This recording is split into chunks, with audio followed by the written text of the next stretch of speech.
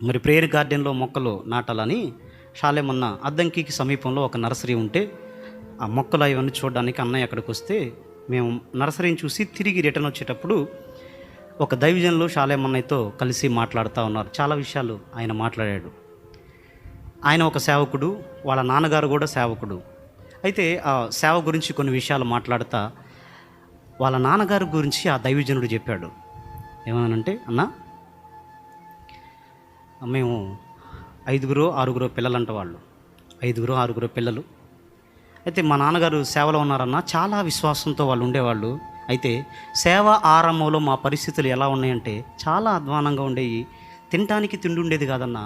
మేము చిన్న పిల్లలం 7 రోజులు పస్తులున్నామన్నా. సేవకులు సేవ చేస్తున్నారు, చిన్న పిల్లలు, వాళ్ళకి 7 రోజులు తినడానికి తిండి లేదంట. 7 రోజుల తర్వాత ఎవరో ఒక తల్లి వచ్చి సోలడ బియ్యం ఇచ్చింది. సోలడ బియ్యం. ఆ సోలడ బియ్యాన్ని వండితే ఎన్ని రోజులు వస్తాయి? ఒక్క పూట కూడా రావు. ఆ పాస్టమ్ గారు మామూలు కాదు, భర్తకు తగిన విశ్వాసం. హల్లెలూయా. సేవకులు ఒక్కళ్ళే పోరాటం చేస్తే, సేవకుడు ఒక్కడే కనుక పోరాటం చేస్తే ఒంటెద్దు వ్యవసాయం చేసినట్టు ఉంటుంది.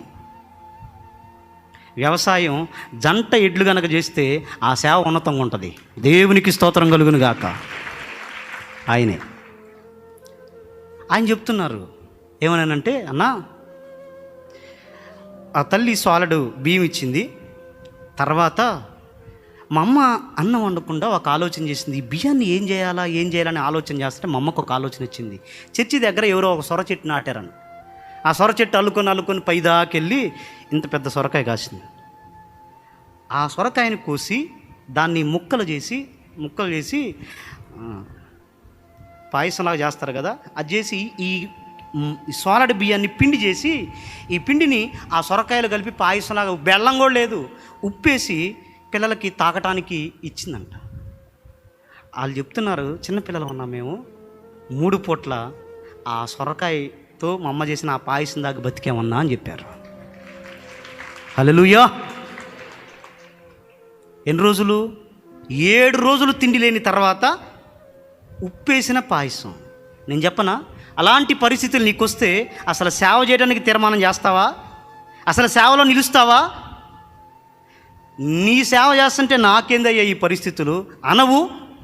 కానీ ఆ దైవజనుడు అనలేదు, పోరాటం చేశాడు. అయితే అప్పటి కాలంలో డ్రైవాలరావు అనేటువంటి ఊరిలో ఓ 70 మంది సంఘాన్ని కట్టాడంట. 70 మందిని. తర్వాత వాళ్ళ పైనటువంటి నాయకులు, పాస్టర్ గారు మీ ద్వారా మంచి సేవ జరుగుతుంది, మీరు ఇక్కడ ఒక ప్లాట్ఫామ్ ఏర్పాటు చేశారు, మీరు ఇక్కడ నుంచి ఇంకొక ప్రాంతానికి వెళ్ళాలా, నరసరావుపేట వెళ్ళాలా, అక్కడ వెళ్ళి మీరు సంఘం కట్టాలని చెప్పేసరికి ఈ 70 మంది వదిలిపెట్టి నరసరావుపేట పోయారు. ఆడెంతమంది విశ్వాసులు ఉన్నారంటే ఒక్కళ్ళే విశ్వాసి. 6 పిల్లలను పెట్టుకొని భార్య, అతను ఎక్కడ పూట గడవటమే కష్టంగా ఉంటే అక్కడికి పోయి ఒక్క విశ్వాసికి వాక్యం చెప్పి ఆ ఒక్క విశ్వాస సంఘం కట్టి వాళ్ళ పోషణ జరగాలి. కాదు అనకుండా, దైవజనుని మాటను తిరస్కరించకుండా ఆ ఒక్క విశ్వాస కోసం నరసరావుపేట వెళ్ళారంట. నరసరావుపేట వెళ్ళి అక్కడెళ్ళి సంఘం కడితే అక్కడి నుంచి దేవుడు ఒంగోలుకి వెళ్ళమంటే ఇప్పుడు వాళ్ళ పిల్లలు ఒంగోలులో సేవ చేస్తూ పరిచర్లో స్థిరపరచబడటానికి దేవుడు సహాయం చేశాడు. హల్లెలూయా.